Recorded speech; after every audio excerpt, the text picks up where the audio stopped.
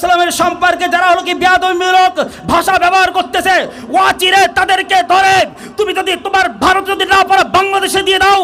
বাংলাদেশে আমরা তাদেরকে লক্ষ লক্ষ মুসলমানদের সামনে ফাঁসির কাস্টে ঝুলিয়ে আমরা বুঝাতে চাই, ইয়া রাসূলুল্লাহ, ইয়া হাবিবাল্লাহ, আপনাকে ভালোবাসি।